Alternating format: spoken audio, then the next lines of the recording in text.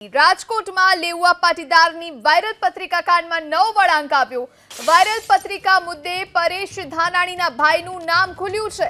Police તપાસમાં મોટો ખુલાસો થયો છે।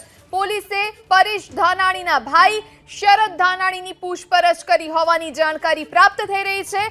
પત્રિકા વાયરલ થતા આ પહેલા 4 યુવકોની ધરપકડ કરવામાં આવી હતી। જો કે કોર્ટે ચારેય પાટીદાર યુવકોને 15-15 હજારના જામીન પર મુક્ત કર્યા। જે બાદ પત્રિકા કાંડના સીસીટીવી પણ સામે આવ્યા હતા। હવે પરેશ ધાનાણીના ભાઈનું નામ ખુલતા રાજકારણ ગરમાયું છે। તો વાયરલ પત્રિકા મુદ્દે કોંગ્રેસના વાર પર આ તરફ ભાજપ પણ પલટવાર કરી રહ્યું છે અને આ તરફ જે પ્રમાણે અત્યારે જાણકારી પ્રાપ્ત થઈ રહી છે તે અનુસાર પરેશ ધાનાણીના ભાઈ શરદ ધાનાણીની પૂછપરછ થઈ હોવાની જાણકારી છે। પહેલા 4 યુવકો પકડાઈ ચૂક્યા છે। વાયરલ પત્રિકા થઈ તે દ્રશ્યો આપ જોઈ રહ્યા છો। સીસીટીવી સામે આવ્યા હતા સમગ્ર ઘટનાના। જ્યારે આ પત્રિકાનું વિતરણ થયું હતું તે સમયના 4 સામે આરોપો છે। 15-15 હજારના જામીન પર તેમનો છુટકારો થયો છે અને બીજી તરફ શરદ ધાનાણીનું કનેક્શન સામે આવ્યું છે। તો વાયરલ પત્રિકા મુદ્દે રાજકોટ શહેર કોંગ્રેસ પ્રમુખની પ્રતિક્રિયા સામે આવી છે। શરદ ધાનાણીની કોઈ ભૂમિકા નથી, આ વાત અતુલ રાજાણીએ કહી છે। અતુલ રાજાણીએ પોલીસ પર ગંભીર આરોપ લગાવ્યા। ભાજપના ઈશારે પોલીસ ષડયંત્ર કરી રહી હોવાની વાત અતુલ રાજાણીએ કહી। ખરેખર એ પત્રિકા કોઈ પણ ઉમેદવાર હોય તો પત્રિકા નાખતા હોય તોય કોઈ ગુનો બનતો નથી, પણ આ ભાજપના શાસકો હાર ભાડી ગયેલા છે એટલે જેના તેના નામ ફસાવી આ ફસાવવાના કોશિશ કરે છે આ લોકો। ના એ વાત તદ્દન ખોટી છે। પરેશભાઈ બીજા કામમાં શરદભાઈ બીજા કામમાં હોય છે એટલે કોઈ ધરપકડ કરવામાં હજી આજ સુધી આવી નથી। એટલે એનો કોઈ કાર્યક્રમ હોય એટલે મોબાઈલ બંધ છે, પણ ધરપકડ કરવામાં આવી નથી હજી આજ સુધી। તો વાયરલ પત્રિકા મુદ્દે કોંગ્રેસના વાર પર ભાજપે પલટવાર કર્યો। કોંગ્રેસ હાર ભાળી ગઈ છે એટલે આવા ગતકડા કરે છે, આ વાત રાજુ ધ્રુવે કહી છે। કોંગ્રેસ જ્ઞાતિવાદ જાતિવાદ ફેલાવી રહ્યા છે, આ વાત મોહન કુંડારિયાએ જણાવી। બધાની નજરે છે એક પત્રિકા ડિક્લેર થઈ 4-5 દિવસ થયા, ચર્ચાનો એક મુદ્દો બન્યો છે।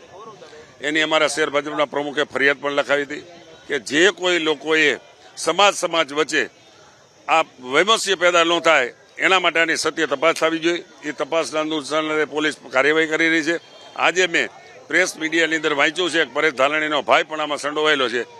તો ખાસ કરીને પોલીસ તપાસમાં જે કોઈ લોકો આવે એના ઉપર 100% એક્શન લેવાવી જોઈએ। એટલા માટે લેવાવી જોઈએ ભવિષ્યની અંદર કોઈ પણ સમાજની અંદર દુર્ભાવ ઉભો ન થાય એના માટે બીજી વખત કોઈ પ્રયત્ન ન કરે। જો સંયુક્ત પરિવાર બાંધતા હોય તો એમાં જ્ઞાતિના ભાગલા પાડવાનો પ્રશ્ન જ નથી આવતો। આ કોંગ્રેસની એક માનસિકતા છે, એના મનની અંદર આ ભાવ છે એટલા માટે એના સૂજે છે। તો ગંભીર બાબત એટલા માટે કહી શકાય કે કોંગ્રેસના ઉમેદવાર પોતાને જીતવા માટે આવા દૂર પ્રચાર કરીને લોકોને જે ઠેસ પહોંચાડે છે એ ગંભીર બાબત કહેવાય, તેના ઉપર એક્શન લેવા જોઈએ। જે રીતે અખબારોમાં એમનું નામ આવ્યું છે, પોલીસ તપાસમાં પણ કોંગ્રેસના મોટા માતાઓના નામ આવી રહ્યા છે, ત્યારે હું સ્પષ્ટપણે માનું છું એમને જે રીતે રેલી રદ કરવી પડી, કોંગ્રેસના મુખ્ય માતાઓની સંડોવણી છે, કોંગ્રેસના આગેવાનની સંડોવણી હોય એવું સ્પષ્ટપણે બહાર આવશે।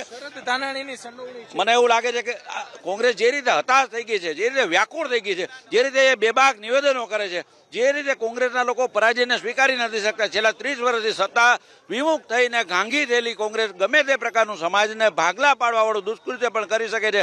પાટીદારોને ભાજપ ફિટ કરવા માંગે છે એવું પણ એમના લેવા પાટીદારો હરમેશ ભારતીય જનતા પક્ષની સાથે રહ્યા છે, એટલા માટે કે પાટીદાર સમાજ નહીં, સમાજના તમામ વર્ગો ભારતીય જનતા પક્ષની સાથે છે। ભારતીય જનતા પાર્ટી લોકોને સાથે લઈને ચાલી રહી છે, સર્વ સમાજનો સહયોગ મળી રહ્યો છે।